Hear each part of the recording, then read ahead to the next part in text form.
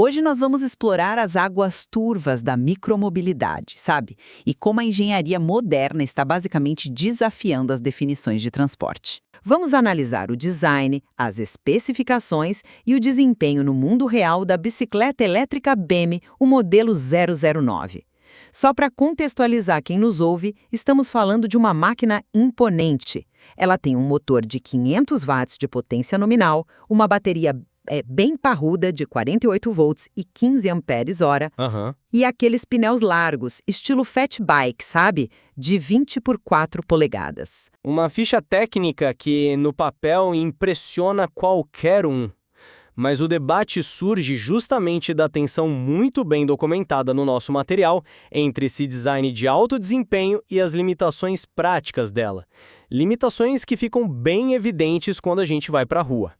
A questão central é: este modelo representa o auge da versatilidade urbana unindo a robustez de uma moto com a flexibilidade de uma bike? Eu defendo que a BEM 009 é, na verdade, uma solução de mobilidade superior e incrivelmente robusta.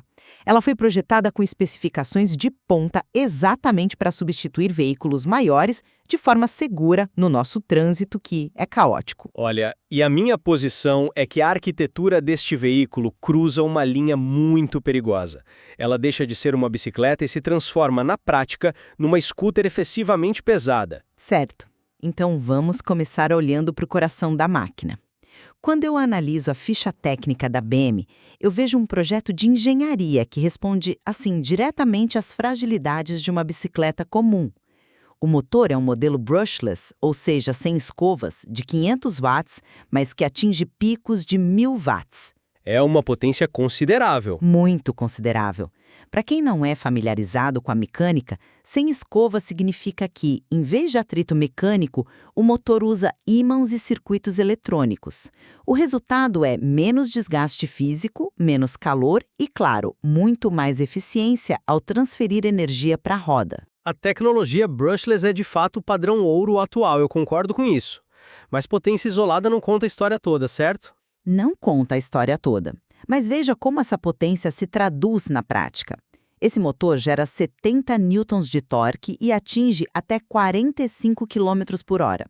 Se você está parada num aclive de 15 graus com uma mochila pesada nas costas, 70 newtons de torque é o que faz a diferença entre você arrancar com segurança junto com o fluxo de carros ou ficar cambaleando. Exatamente, ou ficar para trás cambaleando nos pedais. Aliado a isso, temos o design. É uma estrutura tipo moto vintage, com suspensão dianteira hidráulica com mola de óleo e os famosos pneus de 4 polegadas. E não é só estética, viu? A fabricante diz que ela suporta até 150 quilos de carga útil. O material que nós analisamos traz uma avaliação na Amazon que ilustra isso perfeitamente. O usuário diz, eu cito, que a bicicleta passa bastante segurança. Numa cidade cheia de buracos, segurança e absorção de impacto são pré-requisitos, não são luxos. O material nos mostra que há uma flutuação de preço considerável. Nós vimos ofertas no Mercado Livre por cerca de R$7.000 e anúncios na Amazon beirando os 10 mil. O que se entrega por esse valor? Uma promessa de não pegar ônibus. Muito mais que isso. Um ecossistema de software bem interessante. A BEM oferece 4 modos de pilotagem. Você tem o elétrico puro com acelerador, perfeito para quando você sai exausto do trabalho. Tem o modo PAS, o sistema de pedal assistido. Tem o modo de exercício puro e até controle de cruzeiro. E como esse pedal assistido opera nesse contexto de tanto peso? Porque me parece que vai exigir muito do motor. E exige, mas é aí que a mágica do software acontece. Um bom sistema PAS usa sensores para ler o seu esforço nos pedais e manda o motor complementar a força de forma invisível. Você sente como se tivesse as pernas de um ciclista olímpico. Essa arquitetura oferece uma flexibilidade operacional que é francamente imbatível nessa faixa de preço. Por R$7 a R$10.000, você adquire a funcionalidade e o torque de uma moto leve de baixa cilindrada. Sem os custos embutidos de uma moto? Perfeito. Você escapa do IPVA, do licenciamento anual, do custo extremamente volátil da gasolina e ainda ganha a capacidade de transitar na infraestrutura cicloviária da cidade. É um pacote de valor incrivelmente sedutor. Olha, esse é um argumento convincente. Evitar a burocracia de um veículo automotor é, sem dúvida, o grande chamariz comercial dessas e-bikes pesadas. A fabricante lista que existe um modo de exercício de pedal. Que é um dos 4 modos dela. Sim, mas sejamos honestos. Pedalar 50 quilos, sem assistência motora, tentando vencer a resistência desses pneus de trator, não é exercício. É um risco à sua segurança no trânsito. Na prática, os pedais ali são completamente vestigiais. Eles existem para explorar uma brecha regulatória que permite não emplacar o veículo e não como propulsão primária. Se o motor falha, você tem exatamente aquela âncora com pedais que você mencionou no início. Entendo por que você pensa assim, mas deixe-me dar uma perspectiva diferente sobre esse peso todo. Você chama de âncora, eu chamo de fundação. Pense nisso através da analogia do SUV urbano. Nas últimas 2 décadas, nós vimos os carros nas cidades ficarem muito maiores e mais pesados. Verdade. E por quê? Devido à busca implacável dos consumidores por segurança passiva. O peso da BM 009 é exatamente o preço termodinâmico que nós pagamos para ter estabilidade. Uma corrida armamentista de peso, essencialmente. Você ganha do buraco sendo mais pesado que ele. Mas é uma corrida necessária para o ocupante, percebe? Você não consegue carregar 150 quilos com segurança a 40 km por hora num quadro de fibra de carbono ultra fino de bicicleta de estrada. Simplesmente não dá. O peso reflete a robustez do quadro de alumínio e, crucialmente, reflete o sistema duplo de amortecimento. Pense no que acontece quando você bate em um buraco escondido numa noite chuvosa. A roda deforma. Numa bicicleta leve, a energia cinética do impacto sobe pelo garfo e é transferida diretamente para sua coluna. O pneu fino entra no buraco, a roda entorta e você vai para o chão. Na BEM, a massa do quadro, combinada com os amortecedores hidráulicos e o volume de ar massivo dentro daquele pneu FET, dissipa essa energia. O peso reduz a fadiga física do condutor. Não é uma falha de design, é uma escolha deliberada para garantir que o veículo não se desintegre sobre o uso urbano severo. Ok, você tem um ponto aí sobre a absorção de impacto, eu admito. A física de um pneu de 4 polegadas realmente engole irregularidades que destruiriam um aro de speed em segundos. Mas a sua analogia do SUV urbano traz um alerta implícito que a gente não pode ignorar. Qual alerta? Se a justificativa para esse peso colossal é a segurança passiva, então a motorização que empurra esse tanque tem que ser absolutamente infalível. Uma estrutura pesada requer um sistema elétrico que entregue potência de forma consistente, por anos. E é exatamente aí, que as coisas começam a desmoronar na nossa análise do material. E por que você acha que desmorona? Porque, honestamente, se olharmos para as certificações do produto, a engenharia documentada parece bastante séria para mim. O material destaca que a bateria possui certificação UL e classificação IP54 contra água e poeira. Adesivos na caixa, na minha visão. Adesivos. Não são apenas adesivos, se entendermos como essas certificações de fato funcionam.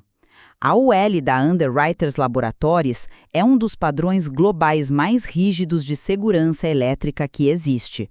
Para uma bateria ganhar esse selo, os engenheiros a submetem a curtos-circuitos intencionais, a testes de esmagamento, testes térmicos extremos. Sim, testes de catástrofe. Exato. Eles forçam a bateria até o limite para garantir que o sistema de gerenciamento interno, o BMS, impeça um incêndio espontâneo. Além disso, a proteção IP54 significa que o invólucro é protegido contra a poeira e suporta respingos de água de todas as direções. Uma autonomia teórica de até 80 km não é alcançada com células baratas de fundo de quintal. Essa proteção toda contra as intempéries me diz que estamos lidando com um produto premium. Sinto muito, mas eu simplesmente não acredito nisso. E deixe-me dizer o porquê. Há um abismo gigante entre passar num teste destrutivo de laboratório e manter a saúde química num ciclo diário de trânsito. A certificação UL é excelente, claro. Ela garante que a bateria não vai entrar em combustão na sua garagem, o que é ótimo. Mas ela não atesta a longevidade da química sob ciclos de carga profunda e calor constante. E aqui entra a evidência crítica do nosso material. Aquela avaliação de 3 estrelas no Mercado Livre. Ah, sim, onde o usuário reclama da qualidade das células. Exatamente. O consumidor não fez uma reclamação genérica do tipo "a bateria não dura". Ele apontou especificamente que o pacote usa células e polímeros de lítio de qualidade um pouco inferior, o que resultou num declínio prematuro da carga. Como funciona um pack de bateria de 48 volts na prática? Ele não é um bloco único. São dezenas de pequenas baterias cilíndricas soldadas juntas. Sim, e uma matriz de séries e paralelos para somar a voltagem e a corrente. Certo. Agora, imagine essas células como um grupo de cavalos puxando uma carroça pesada de 50 quilos. Se o fabricante economiza na linha de produção e mistura células com pequenas variações de resistência interna, algumas vão trabalhar muito mais quentes e descarregar mais rápido que as outras. Com o passar dos meses, o balanceamento do pack se desfaz. Uma única célula que degrada prematuramente vira um gargalo. E o sistema corta a energia mais cedo para proteger essa célula fraca. Isso.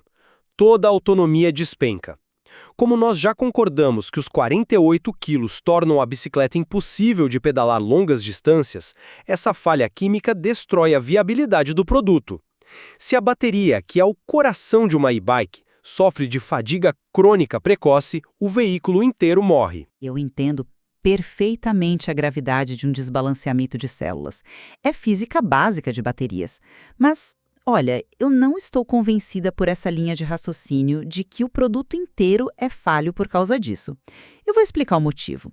Nós estamos pegando um relato, uma experiência totalmente isolada e usando isso para condenar todo o ecossistema do produto. Na engenharia de produção, existe um conceito muito bem documentado chamado curva da banheira. A Bathtub Curve. Ah, a curva de taxa de falhas ao longo do tempo? Isso mesmo. Se você plotar num gráfico a taxa de falhas de qualquer produto eletrônico, do seu smartphone a um Tesla, a linha forma o desenho de uma banheira. Você tem uma taxa de falhas altíssima logo no início da vida útil. São os defeitos de fabricação, as soldas mal feitas, as células de lítio que já vieram ruins de fábrica e causam esse declínio prematuro. Essa é a beirada esquerda da banheira. Certo, a mortalidade infantil do produto. Exato. Depois disso, a taxa cai quase a zero durante o longo período de vida útil normal do produto, que é o fundo da banheira. E anos depois, claro, volta a subir quando os componentes chegam ao fim natural. O usuário que reclamou no Mercado Livre provavelmente pegou uma unidade da ponta esquerda da curva. E é para isso que a garantia do consumidor existe. Nós não podemos assumir que um defeito de fabricação precoce seja a norma para um projeto que foi certificado e tem centenas de outros usuários operando normalmente por aí. A teoria da curva da banheira é impecável. É aula de engenharia. O problema é aplicar essa tolerância a um equipamento dessa natureza e desse peso. Se o meu fone de ouvido sem fio falha na primeira semana, eu aciono a garantia, coloco na caixa dos correios e espero. É um inconveniente pequeno. Agora, se o motor da minha motobicicleta de quase 50 quilos corta a assistência de pedalada no meio de uma subida sob um sol de 35 graus, eu tenho uma emergência logística nas mãos. O peso simplesmente agrava a consequência da falha. O impacto da falha é sem dúvida maior. Mas vamos olhar para a proposta de valor geral para entender por que os consumidores estão dispostos a correr esse risco, porque eles estão. Para sintetizar a minha visão sobre a BEM 009 e veículos similares, eu acredito firmemente que eles forçam as fronteiras do que consideramos aceitável numa ciclovia e fazem isso de uma forma muito necessária. Necessária para quem não quer pedalar, você diz. Necessária para a mobilidade urbana inclusiva. Ela não foi feita para o ciclista esportivo de fim de semana de lycra. É uma substituição robusta, feita para engolir as falhas do asfalto, entregar um torque imenso e lidar com alta carga no tráfego estressante. Ela democratiza distâncias longas para pessoas que não têm preparo físico e não querem as despesas enormes de um carro. Quando nós empurramos a balança para os 50 quilos e dependemos integralmente de motores elétricos massivos, a gente perde a elegância fundamental do transporte em duas rodas. O que essa nossa troca de perspectivas deixa claro hoje é que ler uma ficha técnica impressionante é só o primeiro passo. Para entender verdadeiramente essas novas tecnologias urbanas, nós precisamos cruzar os dados de potência, o torque e as certificações, com a física brutal e real do asfalto e, claro, as experiências documentadas de quem usa isso todo dia. Não existe uma resposta definitiva ou um vencedor neste nosso debate, porque o valor do veículo depende intrinsecamente de como cada usuário pondera esse balanço entre conforto absoluto e dependência tecnológica. E nós encorajamos vocês, os nossos ouvintes, a examinarem o material de perto. Avaliem por si mesmos se os impressionantes benefícios de desempenho no papel compensam os potenciais riscos de longo prazo daquele coração elétrico sobre o assento. Com certeza.